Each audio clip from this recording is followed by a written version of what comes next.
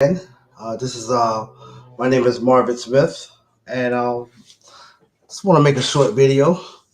As I mentioned, I will be making lots of videos talking about different topics, covering different subjects. So I'm looking forward to this.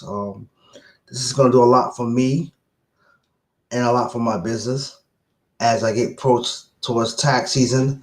I will be giving you tax tips, having discussions about why it's very important to do tax planning before you do tax preparation, usually around January up to April 15th. And those that own a business, if you have a partnership or an S corporation, you file your taxes on March 15th. Those who are single member LLC or sole proprietor LLC, your tax return is due by April 15th. And those that have a C corporation, your tax return is due April 15th. So, what I want to talk about tonight is um, many people that I come in encounter with who desire to start a business. And one of the things that I did when I first started out around early 2000s, actually. So, I've been in the field of accounting and bookkeeping for over 20 years. So, when I first started out, of course, there's the educational part that's needed in order for me to function and be successful, not only at my job at that time, but have a successful career. And as I mentioned on the prior video to this one on the money rejection complex part two, not growing up in a house where my mother was on welfare and I never saw a mother write a check. When I say a check, I'm not talking about a money order. I'm talking about a check from having a checking account at a bank or credit union. I never saw a mother balance a checkbook. How do you balance a checkbook? Because you get a checkbook, and in that checkbook you put the date, the check number, the payee, and the amount, the beginning balance. So let's say your beginning balance as of today was $1,000. You write a check for $900. The date, today's date, the date, the payee. We're gonna say rent. You're gonna put $900. $900 from 1,000 leaves a balance of $1,000. So that check that you wrote for 900, you haven't mailed it yet, but you're going to mail it. And then this is what they call an outstanding check. Why? Because that check has not been received and cashed by the person who you're paying rent to. So I didn't see those things. So now, as I desire to further my career, when you are desire to own your own business, but first of all, you're an entrepreneur. An entrepreneur is a person who desires to work for themselves, who desires to have multi streams of income, who desire to create a legacy based upon a skill that they have had. So talent is one thing, but a skill is something that you have to work on. So I'll make it, let's say for example, you desire to own your own hair salon. Now, you've gone to school, and maybe prior to that, you had experience growing up braiding someone here, pressing someone here, washing wrap someone's hair. So now you have a desire to, that's a passion and a desire to become a hairstylist. Now you become a hairstylist because why? You put your strategy in motion. You have the passion and you have the faith, which is when you believe in yourself that you can do all things. You believe that you believe that you are the best hairstylist or one of the best, but you want to serve the public because this is something that you enjoy doing. So one of the things that anyone that wants to start a business has to pick a legal business entity structure. What does that mean? You can operate as an individual, offer your social security number, and then when you get ready to do your taxes, you are going to do what they call a Schedule C, which is profit and loss. Another name for profit and loss is an income statement, which report income means money that's coming in from a sale and product or service that's provided. The next thing is called expenses. This is the cost of doing business. So this is the equation for the profit and loss financial statement. I'm going to give you the equation. So now, many of you business owners that are out there, when someone mentioned to you from a bank and you're going in for a loan, and you're sitting down talking to the loan officer of the bank, they're going to ask you, do you have tax returns and financial statements? And one of the main financial statements is called a profit and loss. Another name for profit and loss is income statement, which reports income that comes through either a sale of a merchandise or product or a service that's provided. So to make you understand what I'm talking about, a sale of a product and merchandise is when you go to Walmart or Target. You go to any retail store, they sell products and merchandise. So that's called sales. That is income coming in to Walmart, Target, Amazon, Macy's, Bloomingdale's, Nordstrom, J.C. Penney. So any store that you go to shop at and they're selling products and merchandise, when you go to the supermarket, ShopRite, Giant, these supermarkets sell you food, produce, and meat, and a variety of other things. So that's how they earn their sales, by selling you a product or merchandise. Now, another part of getting revenue is called service revenue. What is a service? So what that means is you go to a lawyer. First meeting is a consultation. Then for that you give him a retainer. A retainer. What is a retainer? A retainer is that you are going to retain that lawyer legal representation, or you're going to retain is to keep. So you're going to retain this one service. So you're going to give him a retainer fee, which is what he charges. He might charge you $500 for a retainer fee to retain his service or his law firm. And that means that what? For example, you need any legal advice, it's going to be based on the number of hours that he's billing you at. The other component is the number of emails, the number of phone calls, the number of faxes, the number of researchers. So all these things are going to be deducted from that retainer. The next component is now you want to proceed on to, if you have a injury, so you'll go to a personal injury lawyer now. And what's going to happen is, with that situation, they are going to provide the service.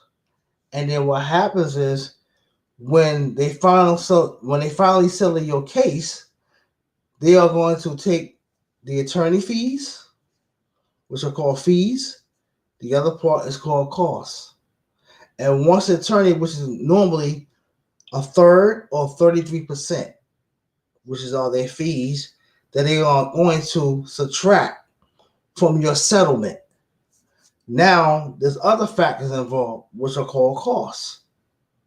So, costs for medical records, costs for other things for you to go pull your records, and there's other costs involved. You might have a lien, a Medicaid lien, or you might have a lien on your account. So now that lien has to be settled. Then once that lien is settled, that lien is now released. now you get that remaining part of the proceeds. So those are called proceeds. Proceeds meaning when what is taken out, which are the attorney fees, which is normally 33% or a third, minus more deductions, costs. So fees and costs is coming out of the settlement. So if you got like $20,000 settlement for a personal injury case, 33% of that 20,000, multiply that number by 33%, whatever's left. Now you have your cost. Your cost is now being subtracted from the settlement, and then what's left over is called proceeds, which now comes to you. So you come to my office, or you go to another accountant office, and you sit there for a consultation. Maybe the first 15 minutes is free of the consultation, or it's a paid consultation for half an hour, 45 minutes, and you sit down and talk. Now you want our services. So let's say, for example, you want bookkeeping for your business. So now we provide the service. Well, first of all, we give you the quote, create the contract, create the terms of the contract, and then create the terms of payment. So let's say, for example, I give out a contract to provide services. The terms is either due upon receipt. Due upon receipt means that when you receive the invoice by email, mail, or fax, it is due upon receiving that invoice that day. The other part is terms, which is you're extending credit to your customer or your client. So if the terms are 30 days, I create the invoice on September 1st. You have 30 days to make payment based on the date that the invoice was generated. So now you have 30 days to pay. So that's called you're extending terms, which is credit to a client. So in other words, you're getting the service now, but you will pay later when you get the invoice and you have a terms of 30 days. It's just like when you go to the store and you pay with your credit card, right? Now what happens is your credit card pays Walmart for what you just purchased. In return, your credit card company has to get reimbursed back. They will send you out a statement showing you all the charges that you have made, and you have a due date, plus there's interest calculated on that, right? So the interest is they're charging you for the usage of the card. That's what interest is, or finance charges are. Finance charges are they're charging you for loaning you money. Interest are they're charging you for the usage of the card. So now MasterCard, so you have a Chase credit card. Chase now send you a credit card statement with all the charges that you have made. You have a due date on there to pay it. So as I mentioned, when you're starting out and you're setting up a business, one of the most important thing is the right legal structure. And there's many legal structures, but I'm going to keep it basic. One is, I mentioned earlier, individual who chooses to use their social security number. Also, that individual can also get a tax ID number by going to irs.gov, applying for an EIN. EIN means Employer Identification Number. That's the acronym. Now, you can also set yourself as a sole proprietor. That's two. The third one is called a limited liability company, and the acronym for that is LLC, Limited Liability Company. So that way you limit your liability for any debt that the business has. The next one is called an S Corp, which another name for S Corp is called Subchapter Corporation or Small Business Corporation, depending on the revenue, right? Say 5 million and below, which would be a medium-sized company. So this is a small business corporation which has allow you 100 shares. So if you're the sole shareholder and it's incorporated, you own 100% shares into the corporation. Fourth, the big companies, they use what they call the C corporation. The C corporation is a separate entity from the owner, meaning that the C corporation files its own tax return and has a corporate tax rate. Under Donald Trump, the corporate tax rate was 21% for a C corporation. And that, if you bring that number down, that brings back jobs back to America.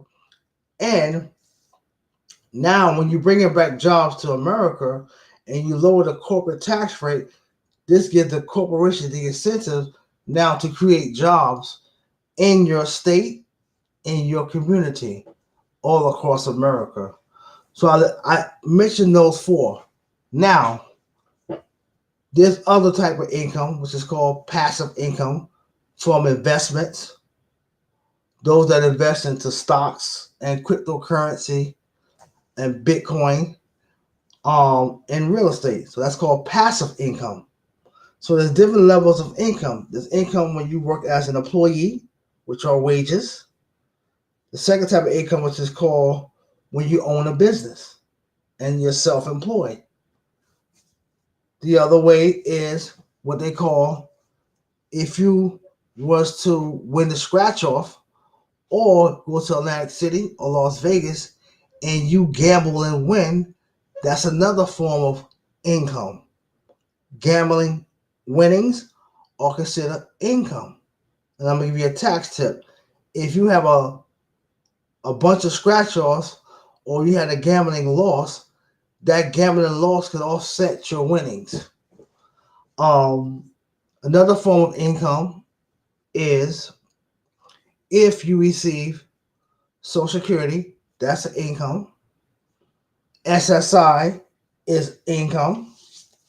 You work as a waitress where you get a base salary, and tips are income. Unemployment is income. If you receive your monthly pension from your 401k, that is considered income. So, as I mentioned, there's different levels of income, but they're all taxed different. So now you must decide your legal business entity structure and why you're doing it. So a lot of people that walk into my office, everyone I call it follow the leader mindset. People do things sometime and don't know why they do it, but because everyone else is doing it, they will do it, not having the knowledge of knowing why they did it. So when people come to my office, I ask them, well, why did you form an LLC? They can't give me the answer. The reason why you form an LLC is it limits your liability in terms of not being responsible for the business debt. It limits your liability of if someone was to sue you, they can't touch your personal assets. That's what a limited liability company does. It gives you what they call asset protection or protect your assets. That's what it means. There is no protection when you're an individual working as an independent contractor or a sole proprietor because you are now all one. So if you're a sole proprietor, and I'll give you an example, you should never be a sole proprietor and own a hair salon. Why? Because when you're dealing with the public, you're always at risk of being sued, right? And I'll give you a scenario. Let's suppose a woman walk into your shop and she have hair and scalp damage. Now, one, you didn't make her fill out a form saying that what are you allergic to of those things. It's like a question. It's like when you go to the doctor and you're going to a new doctor and you're no longer going to your previous provider, but you're going to a new doctor. If you don't have your medical records Now, what they have through apps, you can have always have access to your medical records through an app. But let's say you don't, but you go to a new doctor, that doctor has to give you forms for you to fill out because they need to know your present and your family medical history before they can proceed to provide a service to you. If they don't do that, then they are negligent, and then now they can get sued and be held liable. So they're trying to avoid any malpractice suits because they don't want to be negligent for doing the due diligence of having you fill out a patient form. You might have diabetes, and for example, that doctor might cut on your foot by accident. You might go to a foot doctor. He or she don't know you have diabetes because they didn't give you the form. They didn't ask you questions, and accidentally they cut your feet by accident. By when they could be falling down your coins or calluses, and they might whatever they use might leave a sore on your foot. Now, if you know anyone that has diabetes, when you get a sore on your foot, because diabetes starts in the feet, so now you might get a toe amputated or have your foot amputated just because one that doctor did not do his due diligence by asking you what's your medical history, and number two, you didn't do your due diligence by telling that doctor that you have diabetes, or number three, you just don't know because most people don't go to the doctor. So now going back to if you own a hair salon, you should never have it as a sole proprietorship because you're always at risk for liability, being sued. So now the woman walks in the shop. She has scalp and hair damage, but she really wants you to do her hair. Now this all comes down to your morals, your laws and principles, or the do's and don'ts, what you're not willing to do just to get money. And many hairstylists do these things. Many people will do anything to get money, even if it goes against their better judgment. Now, this woman has damaged hair. So what should you do? Do you take her on as a client and then have her a week later or 2 weeks later, her lawyer sends you a letter suing you because you, for lack of better judgment, you want the money. You decide to service this woman, even though she has damaged scalp and damaged hair. And you didn't do due diligence by having maybe her make out a form, seeing that what products that she could be allergic to. I'm allergic to penicillin. So how I know that? Because I had to put that's on, and the time I go to the doctor, they ask me what I'm allergic to. So penicillin is one of those things that I check off. So now you create a checklist to know, you want to know what products, one, this person used, what products they are allergic to, and who was the last hairstylist that did their hair. Did they do it or the hairstylist do it? Then you take pictures. Picture the front, left side, right side, and the back. These are before pictures. After everything is done, and then you get that form and everything filled out, you're protecting yourself, but it also depends on what state you are. Because what I want to say is this before I go in a few minutes. When you set up your legal business entity, it all based on the state that you live in. Every state has its own laws. Every state requires you to do your tax filings on the state and local level. I'm not just talking about the federal level, the 1040, but the state taxes on the local level, right? It's very important to understand you are doing business in that state. That state, every state has its own laws when it comes to doing business in that state. New York is different from Pennsylvania.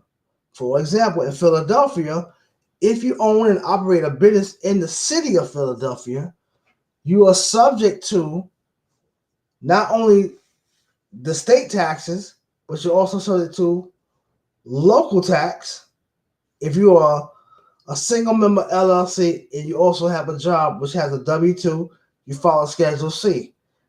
And so if you live in Philadelphia, you might have to file what they call an employee annual report withholding report, a PA-40, which is state.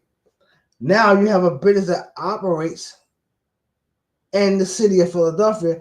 You have to file what they call a BIRT tax, which is business income receipt tax, and a net profit tax, right? That's Pennsylvania.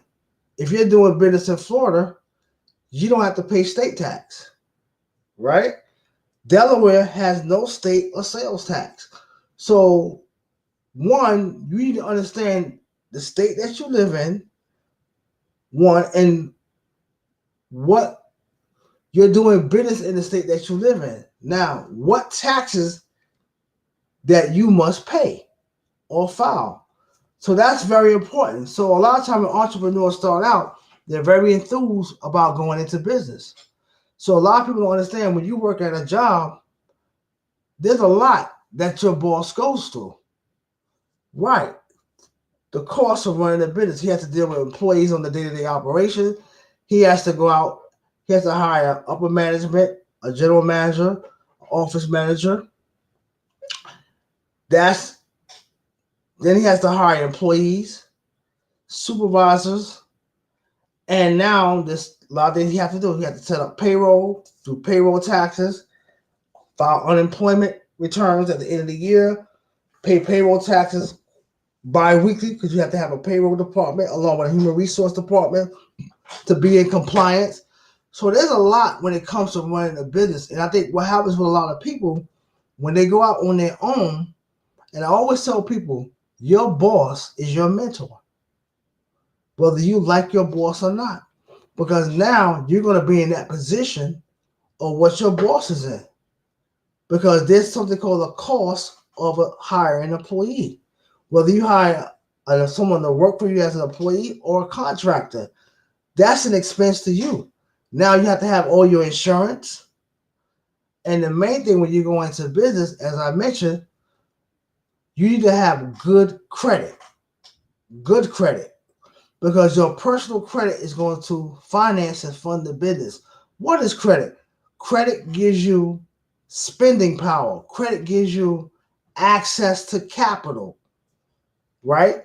So there's unsecured credit, which does not require a security deposit. So, for example, if you want to get a secure credit card from Capital One, they might require you to put down $200 for a credit line of $200, which represent your credit line is $200 and your credit limit is $200. And the best part about a credit card, which I'm going to speak on another topic,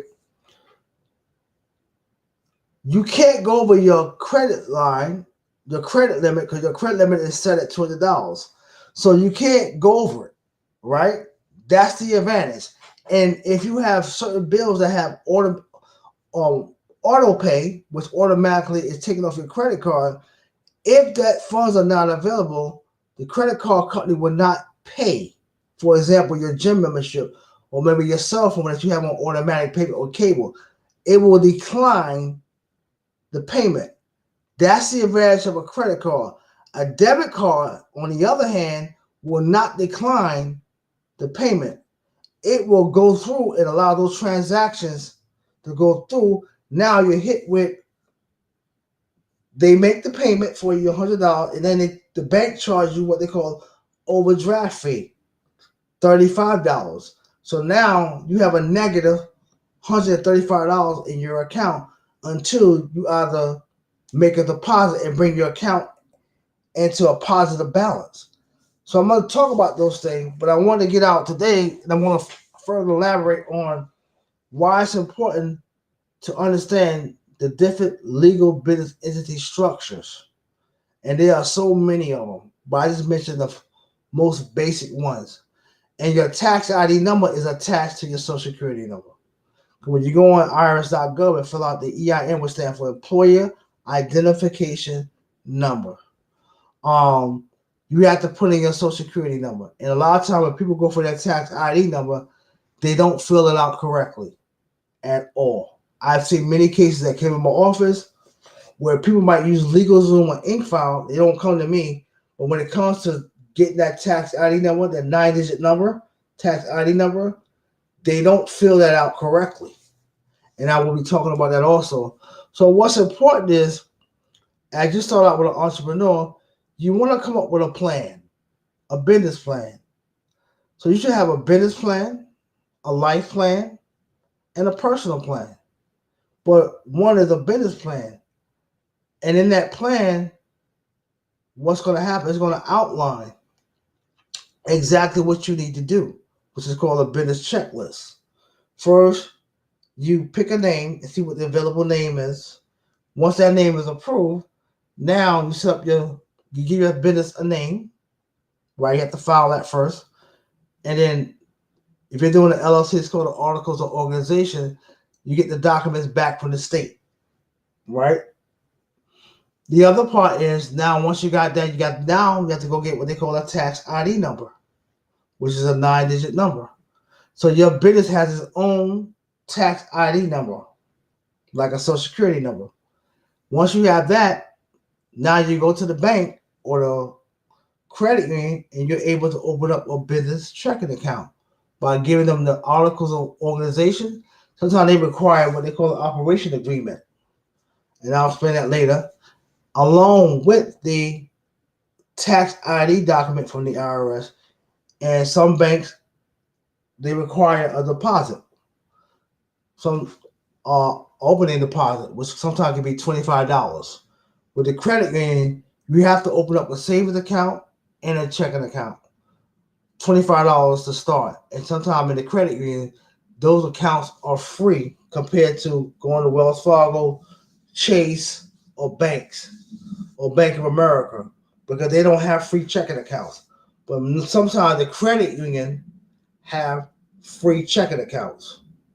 It doesn't require a minimum balance or a daily balance, as long as you keep that $25 there. But you have to open up a savings account and a checking account. And some credit unions, you have to be approved to join, like the police and fire credit union. You might have a relative, but if you have a relative or know someone, you can join that type of credit union. But I want to say good night to everybody. If you want to know, reach out to me. And furthermore, you can go to my Facebook page, facebook.com/Smith Bookkeeping, SMITH Bookkeeping. You can go there and like my page. You can go there and ask questions. As I mentioned, I'm an accountant. I've been doing this for over 20 years, and I work with many different industries. If you have any questions in regards to bookkeeping, taxes, I'll be glad to answer those. But if you want to book a consultation with me, you go to my website, www.sbfsllc, book a consultation, sign up for my newsletter, my monthly newsletter, which gives you tax tips, tips on retirement, give you all the up-to-date tax laws and tax changes that was passed through Congress. There's financial calculators there. If you want to calculate home mortgage, calculate financing a car, there's so many calculators. If you want to track your refund, if you haven't gotten it yet, you can go to my website and track refund. You can go to my website and purchase books. So I advise each and every one of you, go there and check it out. If you have any questions, and one thing I realized about entrepreneurs, is very important that you get the knowledge. And the knowledge is the foundation. A lot of people were exposed during COVID because the way they was doing business, no one saw that COVID was coming. No one was prepared for it. It was an immediate shutdown. So a lot of business that was mom and pop or business in your community, they had to shut down because one, they didn't have access to capital. Number two, they couldn't make the necessary adjustments to stay in business, and due to a lot of restrictions and laws. So when you look at McDonald's, and I always talk about McDonald's, in my opinion, is the greatest business model. McDonald's, along with Burger King and these fast food restaurants, they was already prepared. Why? Because they already have drive-through. Then they have the apps where you can order through your phone, right? Or they have the machines, you go there and place your order. So McDonald's was already ahead of the game. When you go to McDonald's now, you can order food through your app, Go inside McDonald's, they have the machine there. You place your order, right? Or you go online with your laptop and place the order. And that's why they cut down their workforce, but they have to fill those orders because the people that place orders through their phone online, they have to take care of them first. And they also have curve pickup where you make the order, boom, someone from one of the employees come out and bring the food to you. They also have Uber Eats and Grubhub. So to me, McDonald's was ahead of the game. So when COVID came, it never affected McDonald's. Did you hear of any McDonald's closing? No. So I want to say that good night to everyone. Everyone have a good night. And I'll be talking to you later. And I have more videos coming up. I look to educate you. Not I look to educate you. I look for education from you. Each one teach one. So everyone have a good night. Stay safe. Stay strong. Watch as well as pray. Remember, health, happiness, prosperity, success, money, in the abundance of all things, knowledge, wisdom, understanding. And change your mindset. Change your mindset and play life to win. And I'll be talking about those things. Good night.